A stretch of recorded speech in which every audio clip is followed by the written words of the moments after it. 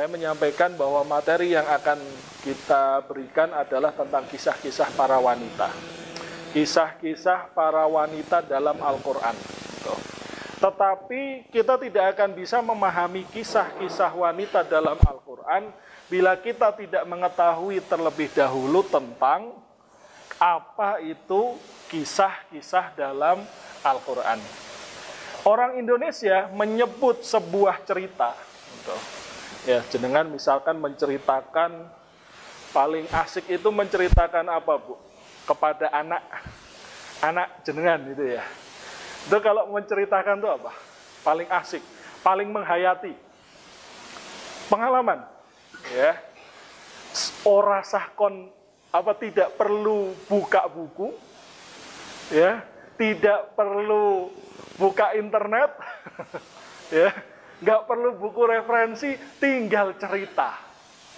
Kalau menceritakan masa-masa sulit, ya kalau mungkin seorang ibu, masa yang paling sulit, paling berat itu awal ketika detik-detik melahirkan. Ya. Pernah cerita itu nggak, Bu? Atau rasanya, kadang kita itu merasa berat. Nggak maulah cerita kayak gitu, biar anak saya tuh pokoknya hidupnya tuh nyaman lah, nggak kayak saya. Gitu. Pernah ngalamin gitu tuh, Bu? Itu nggak baik. Kok bisa, Ustaz? Kenapa itu kurang baik, kurang tepat? Kita lihat bagaimana Allah Subhanahu wa Ta'ala mendidik Rasul melalui kisah-kisahnya. Ternyata yang diceritakan kepada Rasulullah bukan indahnya kehidupan sebagai seorang nabi. Memang ada kemuliaan-kemuliaannya, tapi selain itu yang dikisahkan oleh Rasul, bagaimana Ibrahim diusir, gitu, Bu? Ya, bagaimana Musa harus dipisahkan dengan ibundanya sedari dia masih kecil, ya. Itu akhirnya yang mendidik Rasul. Nah, nanti harapannya ketika panjenengan itu mau bercerita, gitu, silakan aja. Misalkan ya menceritakan betapa beratnya kehidupan seorang ibu dalam proses melahirkan. Ada nggak kisah dalam Al-Quran tentang itu, Bu? Peristiwa kelahiran itu penting nggak? Oh, penting, nggak ada peristiwa kelahiran, nggak ada manusia. Walaupun saya masih bingung. Ibunda Hawa dulu melahirkan piye? Bidannya siapa ya?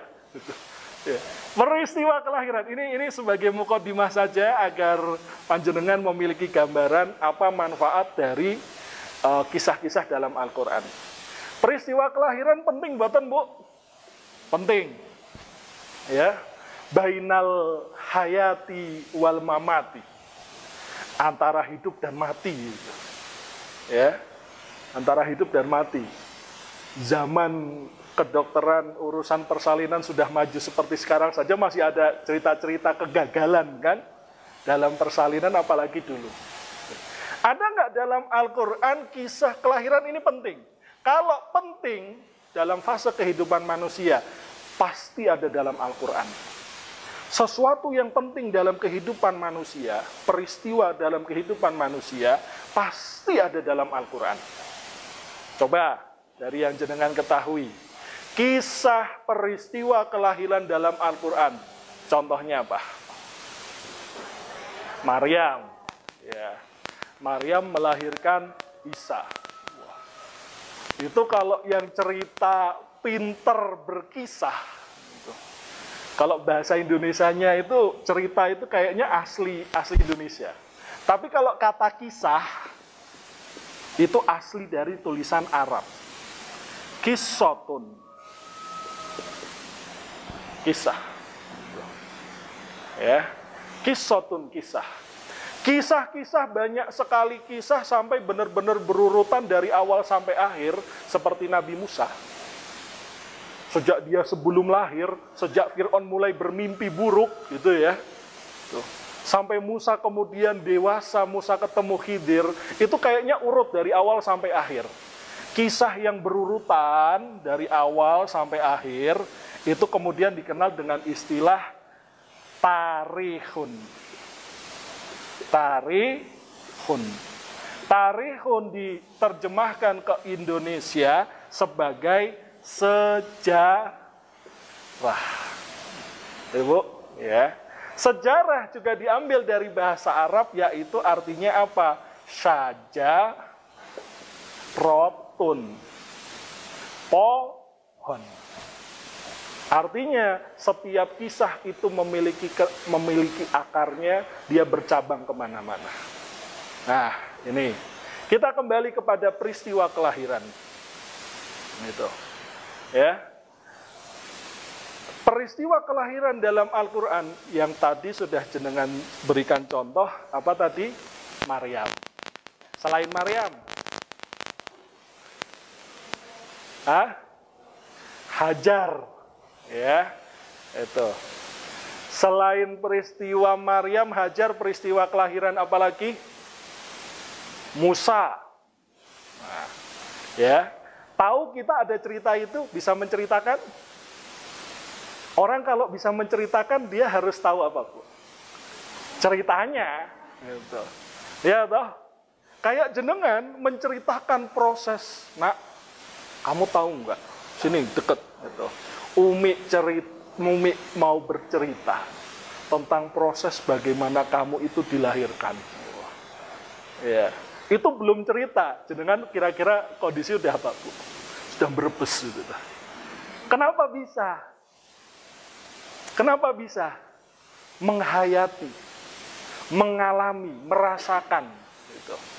Nah, kalau jenengan cerita tentang proses kelahiran itu dengan kondisi yang sudah berkaca-kaca, reaksi anak jenengan kira-kira apa? Mosok yang guyu? Ikut sedih kan? Saat itu kita sudah mengajarkan kepada dia, menanamkan kepada anak kita satu sifat terpenting bagi seorang manusia, kepribadian yang penting. Apa itu, Bu? Apa itu, Bu? Empati.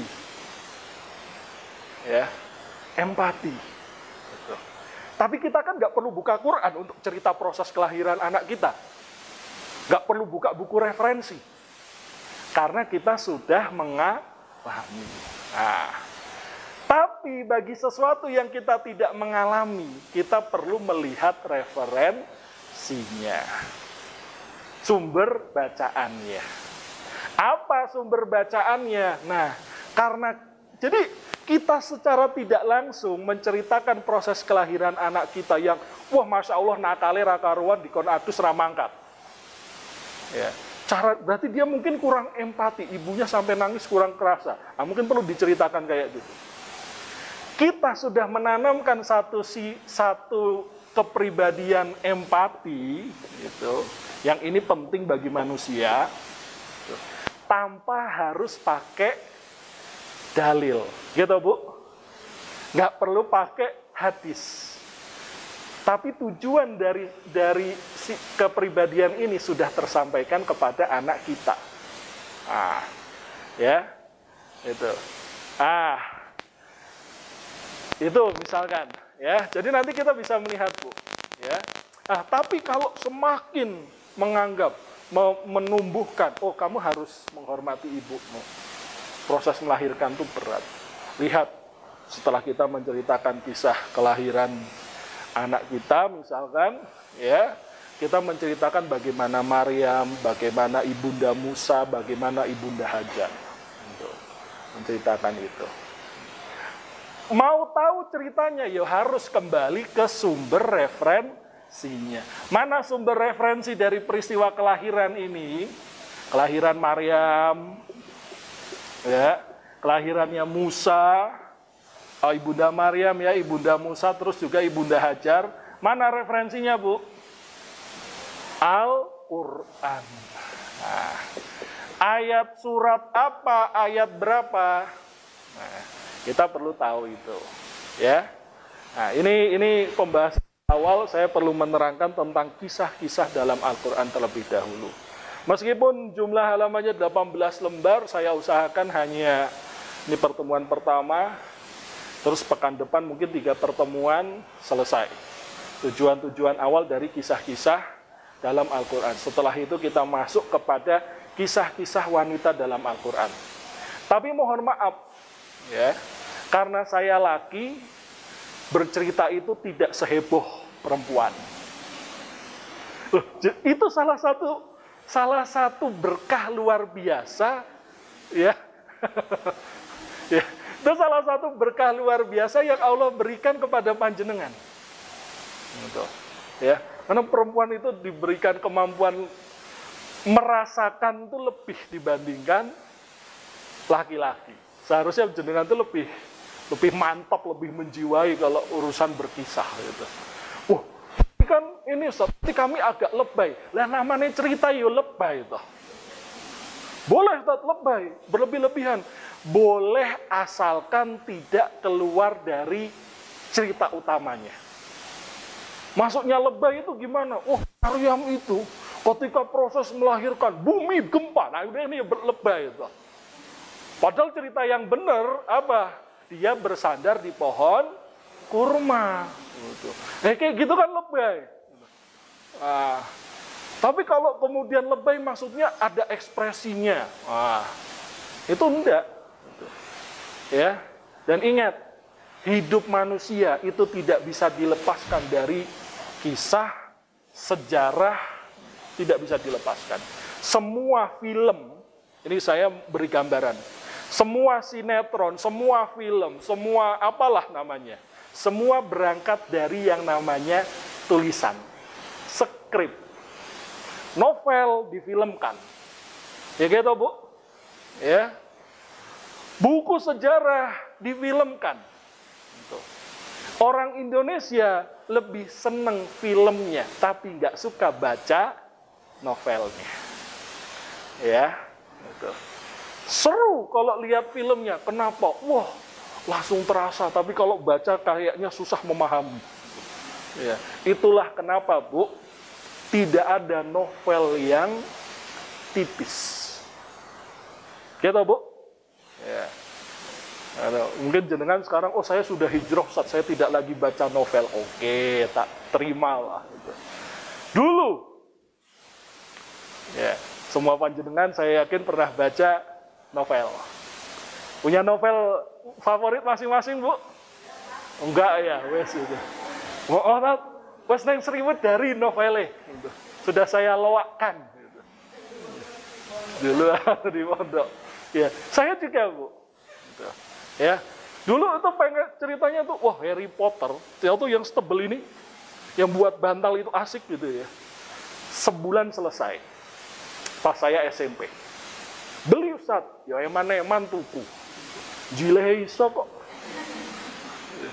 Segini, sebelum saya kenal Sirah Nabawiyah, sebelum saya kenal Daulah Umayyah, sebelum saya kenal Daulah Abbasiyah, sebelum saya kenal sejarah. Gitu. Sebelum saya kenal sejarah, tapi setelah kenal, baca kayak gitu, nggak asik. Gitu. Ayat-ayat cinta, dulu rame, kalangan santri lah gitu ya. Baca, nggak tertarik gitu. Ya. Saya bacaannya ini, Rohikul Mahtum. Ngantuk Ustaz saya baca itu. Ini sama-sama tebel loh, Bu. Pernah lihat novel ayat-ayat cinta? Ya, sama terjemahan Rohikul Mahtum. Ya, Sirah Nabawiyah itu sama-sama tebel. Yang satu bisa khatam, kenapa yang satu enggak? Saya tanya Bu, perbedaannya, ini penting. Gitu. Yang satu bisa tamat, kenapa yang satu tidak? Karena yang satu isinya monoton, datar-datar saja. Ya sejarah ya kayak gitu. Ya. Tapi yang satu, rangkaian katanya menarik. Orang langsung berfantasi, berimajinasi. Mesir seperti apa ya? Habis itu film-film semua, novel-novel isinya Mesir semua. Karena orang terhipnotis. Sebetulnya ketika kita membaca sejarah, kisah-kisah dalam Al-Quran, itu akan menumbuhkan daya imajinasi kita. Itu akan menumbuhkan daya imajinasi kita, perenungan, maka muncullah sebuah proses yang namanya tadabbur. Ya.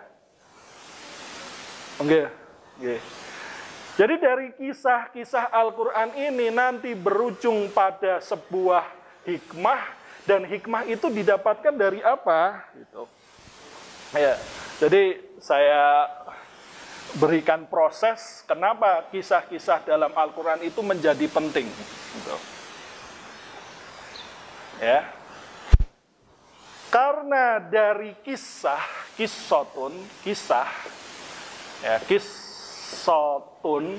jamaknya adalah qososun, gitu. Qososun Al-Quran. Orang membacanya, kisah-kisah dalam Al-Quran, ya. Seseorang membacanya, dari proses membaca dia kemudian mengimajinasikan. Gitu Bu, baca novel kan prosesnya gitu toh.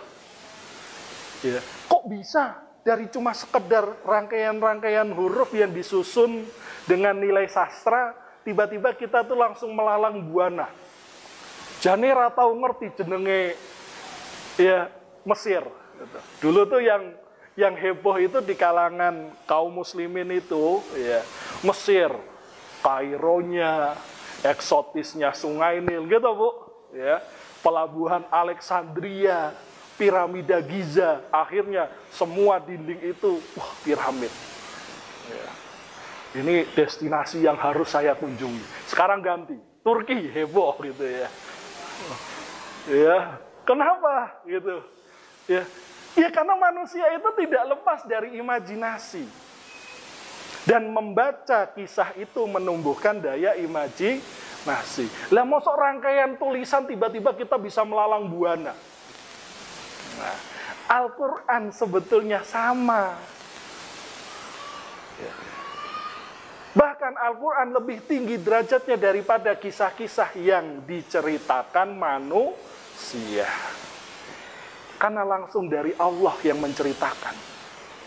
Nah, kita membaca kisahnya, mengimajinasikan peristiwanya, mengimajinasikan itu proses yang dikenal dengan bahasa Quran, tadabbur.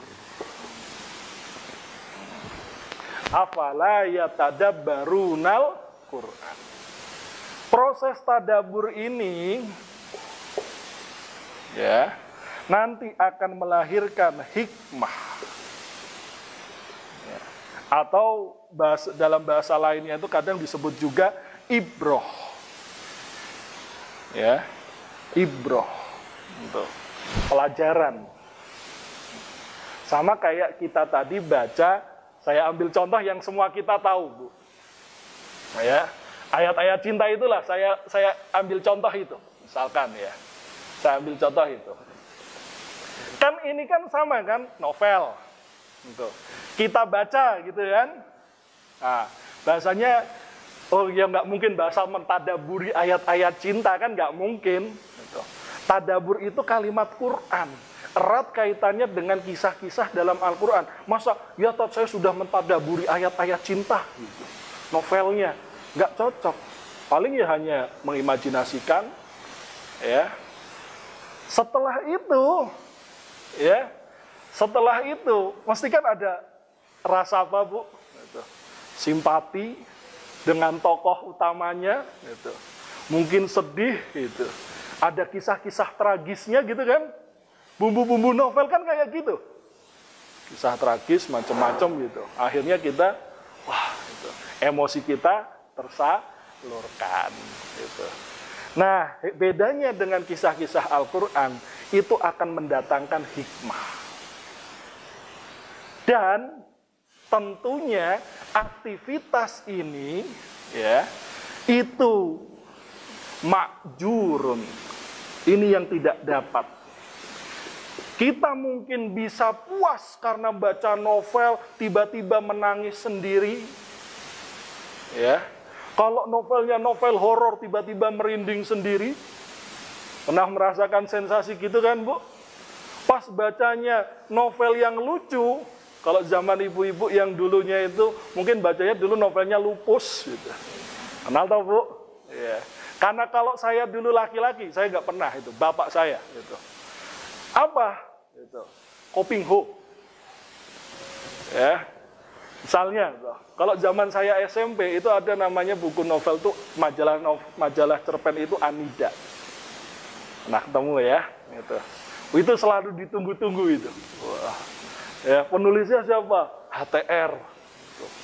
ya, Izatul Jannah, ya, Golagong, wah hafal semua Ustaz. Gitu. Ya, saya nggak berlangganan, langganan baca tapi nggak langganan beli. Karena saya punya prinsip, novel itu buku yang mahal harganya, tapi kalau kita sudah khatam, nggak bakal kita tikror, nggak bakal kita ulangi lagi, jarang. Ya. Bedanya kita baca novel mungkin sensasinya sama, terpuaskan, tapi yang tidak, kita tidak dapat pahala. Ya. Sensasinya sama, oh dapat pelajarannya juga, iya dapat pelajaran. Gitu. Tapi bedanya kita tidak dapat pahala. Makjurun itu artinya mendapatkan ganjaran atau mendapatkan pahala. Ini luar biasanya ketika kita mentadaburi kisah-kisah dalam Al-Quran. Sampai sini bisa dipahami, Bu? Ya, itu. Ya. Lah, karena kita bukan orang Arab, ya, proses tadabur kita agak berbeda dengan orang Arab. Ya. Itu. Apa prosesnya yang harus kita tadaburi membaca firman Allahnya, yaitu teks Arabnya, iya, ayatnya, kemudian terjemahnya. Itulah yang kadang kita lewat. Itu. Apa surat yang disunahkan oleh Rasulullah untuk dibaca setiap pekan? Al-Kahfi, ya, surat Al-Kahfi, ya, Al-Kahfi, gitu ya, surat Al-Kahfi. Ya kalau nggak karena ada tulisan suratun jadi Al-Kahfi, sebetulnya yang benar Al-Kahfu, gitu. Ya. Artinya goa. Gitu. Pernah nggak kita merenung, kok surat ini ya yang suruh diulang-ulang setiap pekan? Kenapa nggak Al-Baqarah? Kenapa nggak surat An-Nisa? Ya, kenapa surat Al-Kahfi? Apa yang menarik dari surat Al-Kahfi, Bu? Ada yang pernah baca terjemahnya? Ada yang pernah membaca terjemahnya? Itu. Ya, tapi pernah baca kisahnya apa ya? Terjemahnya ya. Apa kandungan yang paling banyak dalam kisah Al-Kahfi? Apa? Kisah. Coba kalau suruh bacanya itu surat An-Nisa. Isinya hukum. Tentang pembagian warisan, tentang mahram, itu, tentang sholat, tentang haji, tentang toharoh. Mumet gak, Bu? Mumet isinya. Apalagi, Bu? Ya'jud, Ma'jud, itu. Ya, banyak kisah dalam situ. Kisah Sulaiman ada? Ada. Itu. Kenapa kisah? Karena setiap kita mengulang kembali kisah, apalagi Al-Quran ya, ini ingat ini, berpahala. Ya. Bahkan Rasulullah menekankan, siapa yang menghafal 10 ayat pertama surat Al-Kahfi, apa kata Rasulullah? Ya, diselamatkan dari Dajjal, fitnah Dajjal. Berarti kenapa ini penting? Karena kalau kisah itu diulang terus, pelajarannya akan selalu relevan dengan peristiwa sekarang. Ya, dengan peristiwa sekarang. Nah ini yang hendak saya maksud. Memang novel itu menarik, tafadhol kalau jenengan masih sering lah gitu. Kalau saya ya karena sudah nyemplung ke sejarah, ya membaca sejarah itu serasa membaca novel gitu. Ya. Karena sudah senangnya baca buku sejarah, ya tidak terlalu suka dengan baca novel. Gitu. Saya ambil contoh lain misalnya, ya. Ada buku yang yang ditulis oleh Ustadz Salim Afillah, menceritakan tentang menovelkan tentang sosok Pangeran Diponegoro. Ada yang punya bukunya? Janisari? Ada? Ya. Atau sudah pernah baca atau sudah pernah dengar? Ya. Itu Pangeran Diponegoro, kisah kehidupannya diceritakan ulang. Ya. Orang ngasih review, bagus Tat, antum sudah baca belum Tat tentang Diponegoro? Oh ya, antum bacanya itu? Iya Tat. Oh maaf, saya nggak baca novel. Saya baca sejarah Diponegoro yang ditulis sejarawan. Bukunya ini.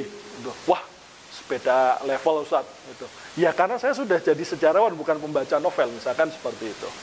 Nah, kalau kita nanti terus-menerus, maka uji coba untuk mendalami kisah dalam Al-Quran.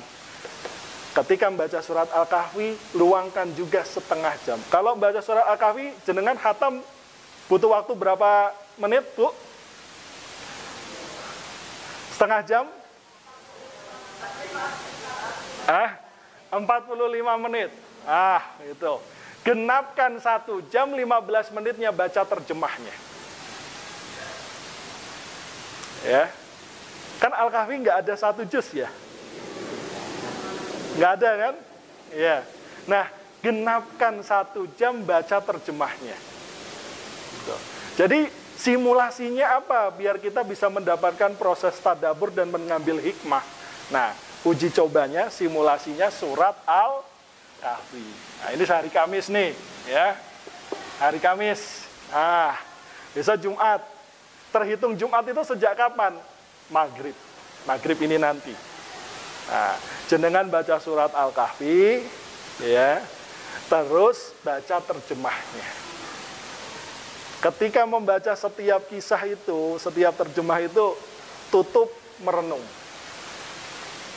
Ya, kisahnya ada relevansi apa ya dengan peristiwa hari ini? Dengan peristiwa sehari yang saya alami. Itu terus. Ya. Jadi proses tadabburnya kita simulasikan dengan surat Al-Kahfi.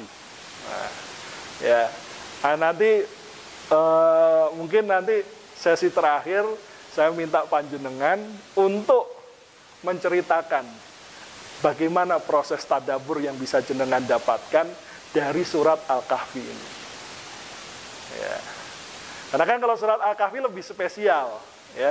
Memang mentadaburi setiap kisah itu ada pahalanya, tapi menjadi berlipat-lipat pahala karena ada dalil khusus yang mendorong kita untuk menghatamkannya setiap pekan, surat Al-Kahfi. Jadi pahalanya double, berlipat ganda. Ini sebuah proses dari kisah. Jadi kita percuma tahu kisah Al-Quran kalau tidak berusaha melakukan proses tadabbur. Karena dari tadabbur akan menghasilkan hikmah. Kenapa harus mentadabbur? Pusing Ustaz. Ya, baca ayatnya aja, apalagi tuntutan tahsin tajwid lagi gitu ya. Gitu. Ya, masih terjemahnya yang biasanya normal 45 menit, itu baca Arabnya aja udah 1 jam Ustaz. Ya, maka saya minta sepekan sekali saja. Nah, tapi Al-Kahfi aja, fokus Al-Kahfi saja. Nah, proses itu makjurun, diberikan ganjaran. Ya, itu. Dan ganjarannya itu lebih berlipat ganda. Orang yang hanya membaca dengan yang mentadabur itu lebih besar. Nanti kita akan mendapatkan hikmah. Hikmah ini asal katanya kemudian dikatakan sebagai kebijaksanaan. Ya. Ini Al-Hakim, Luqmanul Hakim, Luqman sang bijak. Ya, hikmah inilah yang akan membuat kita lebih bijaksana. Kenapa bijaksana? Oh, melihat dari setiap peristiwa kita renungkan, kemudian bisa kita ambil ibrohnya. Baik, begitu ya keterangan awal yang bisa saya sampaikan. Coba sekarang kita lihat ke materinya. Ya, jadi ini sebetulnya intisari tujuan dari kita belajar Qasasul Quran. Gitu. Baik, kita awali terlebih dahulu ya. Kita awali terlebih dahulu dari mukadimahnya. Gitu. Kisah-kisah tersebut memakan tempat yang tidak sedikit dari keseluruhan ayat-ayat Al-Quran.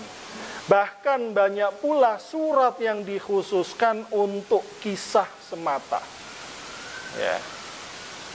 Kalau kita ketemu surat-surat ini, baru start awal ayatnya saja sudah menceritakan kisah.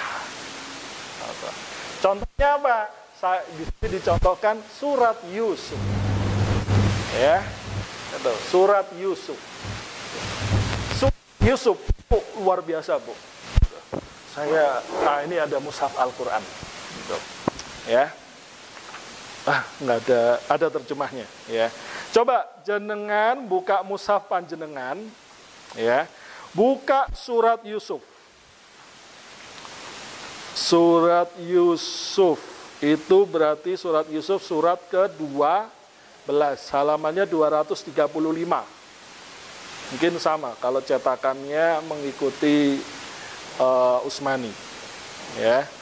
235, buka halaman 2. Betul, Bu? Ya, berarti sama cetakannya. Kalau beda juga nggak apa-apa, yang penting Al-Quran.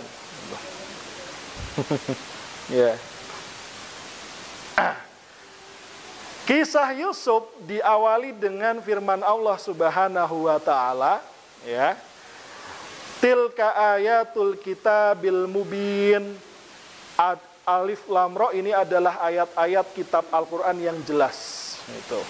Inna anzalnahu Qur'anan Arabiyyan la'allakum ta'qilun, ya. Sesungguhnya kami menurunkannya berupa Quran berbahasa Arab agar kamu mengerti. Ya, agar kamu mengerti, malah kami bingung ya. Gitu. Agar kamu mengerti. Ini kan Allah kan ngajak berbincang-bincang kita ya. Al-Quran itu bahasa Arab, agar kamu mengerti. Agar kami bingung ya Allah. Nyatanya memang berat kan, Bu? Belajar baca Quran bagi beberapa orang lebih baik saya suruh berulang kali haji daripada suruh baca Quran. Belajar baca Quran. Nyatanya banyak loh jamaah haji yang belum bisa baca Quran. Ya toh, Bu? Buktinya apa? Buktinya buku pedoman haji ada ejaannya. Ya toh, ejaan Latinnya. Karena memang berat, gitu. Tapi justru disitulah keajaiban bahasa Arab. Nah, Allah secara spesial di dalam ayat ketiga kemudian menyampaikan nahnu nakussu alaika ahsanal qasosi. Nah, maka kalau bicara qasosul Quran gak pernah lupa dalilnya adalah surat Yusuf ayat 3. Surat Yusuf ayat berapa, Bu? 3. Ya, coba baca terjemahnya, Bu. Begitu akrabnya Allah menceritakan tujuan diturunkannya surat ini. Nahnu nakussu alaika ahsanal qasas. Sesungguhnya kepadamu, siapa kepadamu? Muhammad. Apa yang diceritakan Allah kepada Muhammad? Kisah yang paling baik. Ya. Jadi kisah Yusuf itu lebih baik daripada kisah ini serius, Bu. Saya mau tanya, novel paling romantis menurut panjenengan apa? Jangan jujur aja, Bu. Saya butuh testimoni gitu loh. Gak tahu saja ya. Novel paling romantis, wes pokoknya langsung bikin berbunga-bunga. Apa? Ya. Kalau saya baca kisah Nabi Yusuf, itu komplit. Hubungan bapak dan anak ada. Hubungan konflik antara saudara ada. Hubungan konflik antara seorang pegawai dengan sistem kekuasaan yang ada tersedia.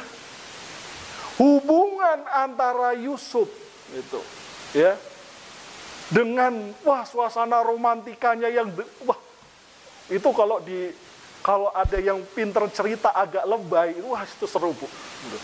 Iya, itu. Kisah Yusuf dengan Imro'atul Aziz.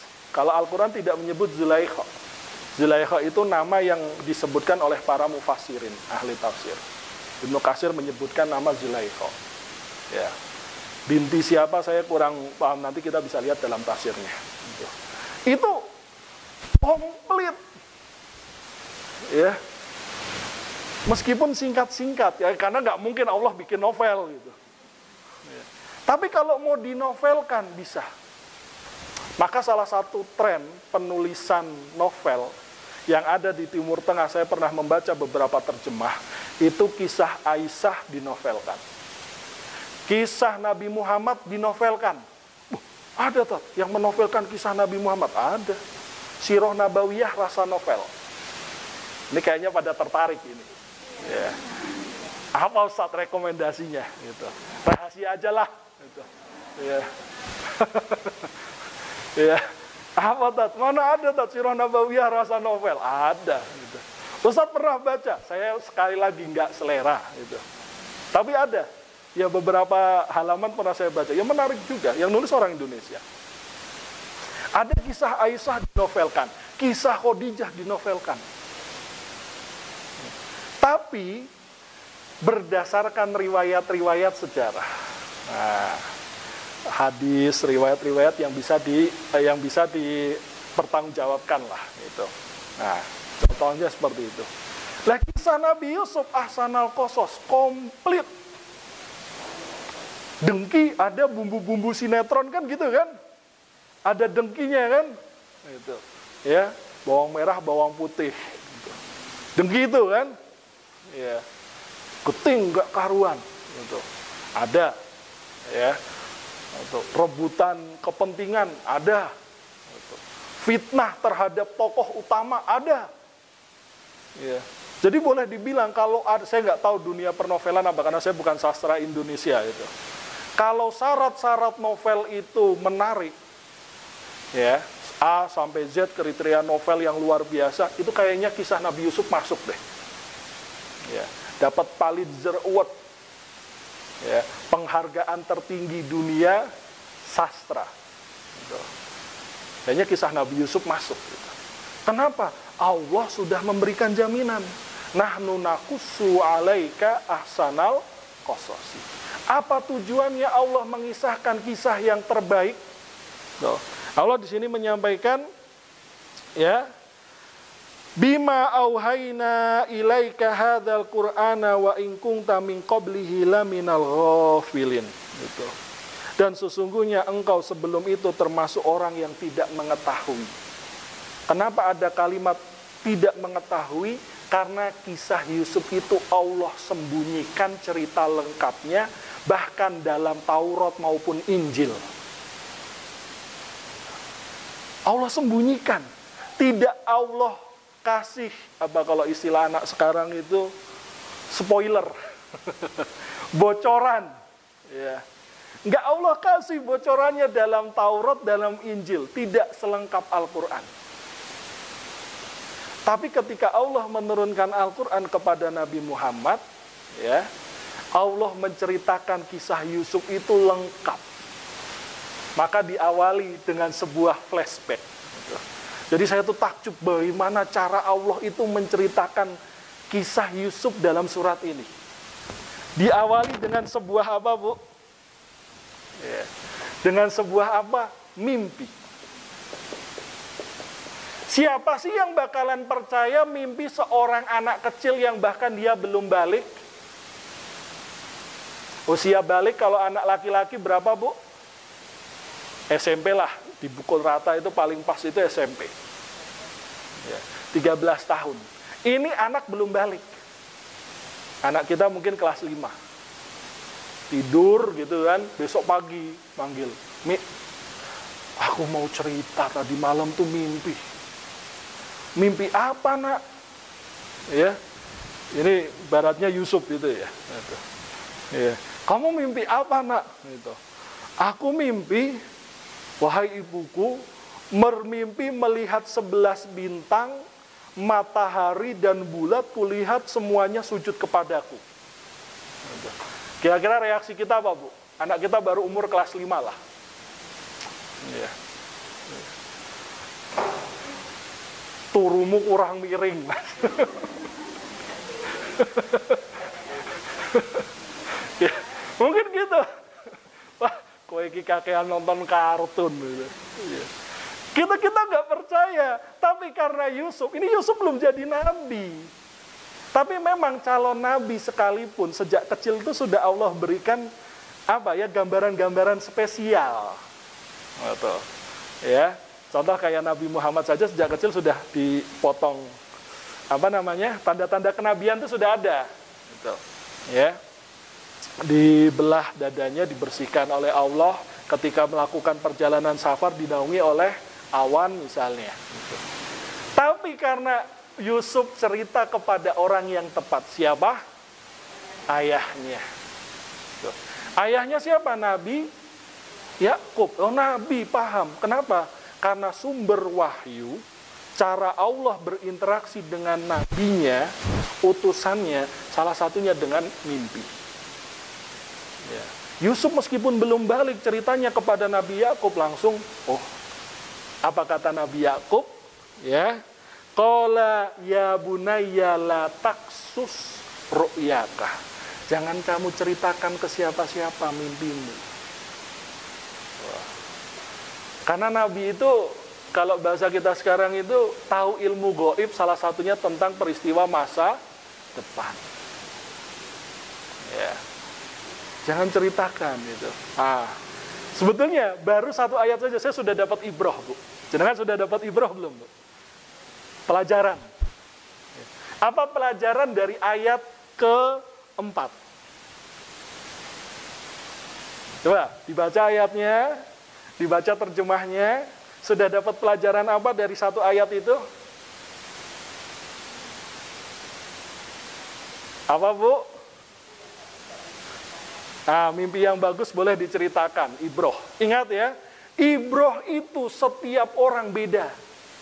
Maka semua orang itu boleh melakukan proses tadabbur, tapi tidak semua orang boleh menafsirkan. Ya.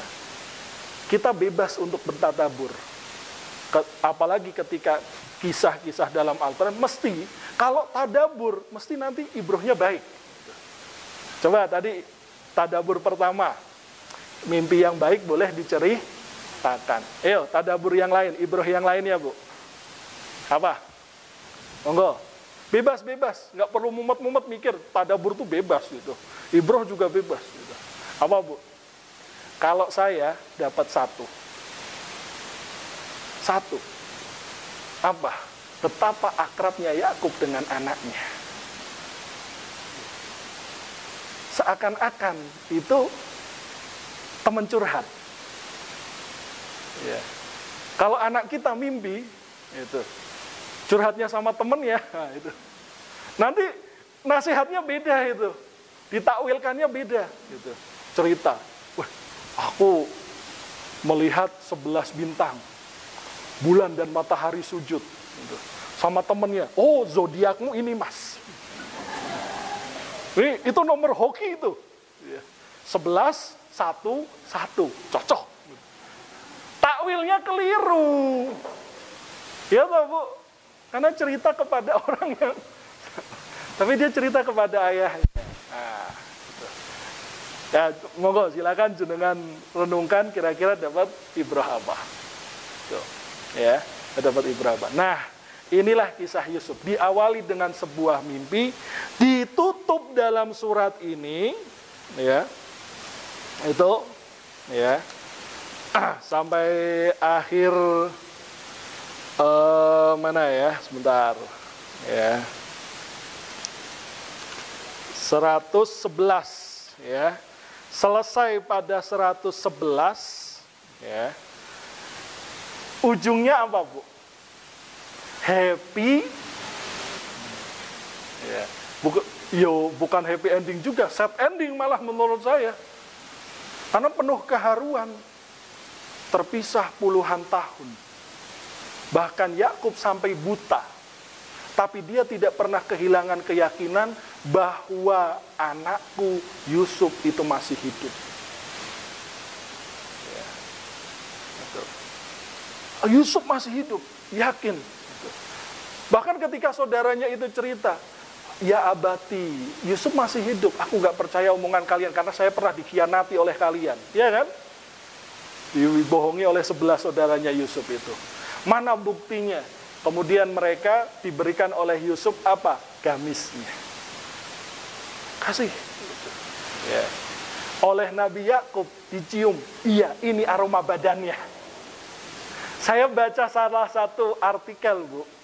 Ternyata manusia itu bukan cuma sidik jarinya yang beda. Aroma tubuhnya pun beda. Gak percaya. Jenengan mesti bisa membedakan mana aroma anak yang satu sama yang lain. Bahkan sama suaminya. Gitu, Bu? Nah. Iya. Wes kuwi ra iso diapusi kuwi. Nah. Itu ternyata real. Akhirnya Allah Subhanahu wa taala menutup kisah Yusuf pada ayat yang terakhir dengan sebuah kalimat. Ya. Jadi satu surat itu komplit. Ya. Apa? Laqad kana fi qasasihim ibratul liulil albab. Ya. Sungguh pada kisah-kisah mereka itu terdapat pengajaran bagi orang yang mempunyai akal. Dari sinilah sebagian ulama mengatakan, mentadaburi kisah-kisah Al-Quran itu akan menjaga kualitas kecerdasan kita dan akan meningkatkan akal kita. Karena kita selalu dituntut untuk berimajinasi, membayangkan, mentadaburi, dan mengambil ibroh yang selalunya relevan dengan peristiwa yang kita alami. Ini janji Allah. Ya, ini janji Allah. Gitu. Makana hadithan yuftaro walakin tasdiqal ladzi baina yadayhi. Itu Al-Quran itu bukanlah cerita yang dibuat-buat, tetapi membenarkan kitab-kitab yang sebelumnya, menjelaskan segala sesuatu sebagai petunjuk dan rahmat bagi orang-orang yang beriman. Janji Allah. Percaya dengan janji Allah ini, kisah-kisah Al-Quran? Ya. Tutup dengan klimaks yang luar biasa. Film itu nggak seru kalau endingnya itu nggak mengesankan. Ya. Oh, ternyata endingnya apa? Wah, gitu. Ya. Oh, ternyata penafsiran 11 bintang yang tunduk, bulan dan matahari, apa, Bu? Ya. Saudara-saudaranya tunduk, meminta maaf. Ya. Matahari, yaitu ayahnya, mengakui bahwa anaknya Yusuf ini seorang nabi yang luar biasa. Oh, itu ternyata endingnya. Itu kalau ada orang yang punya jiwa novelis, mentadaburi kisah Yusuf, wah menarik itu. Premis-premisnya cocok. Ya. Wah, pas banget. Kita disuguhi bagaimana luar biasanya Allah sebagai pemilik ilmu yang maha mengetahui segala sesuatu, menceritakan rangkaian kisah itu dengan sangat luar biasa. Nah, ini gambarannya. Maka sebetulnya kalau mau menambah wawasan kita, kemampuan kita untuk mentadaburi kisah, pertama surat Al-Kahfi, kedua surat Yusuf. Ya, kedua surat Yusuf. Itu. Nah, ini kisah yang kedua ini. Itu. Baik.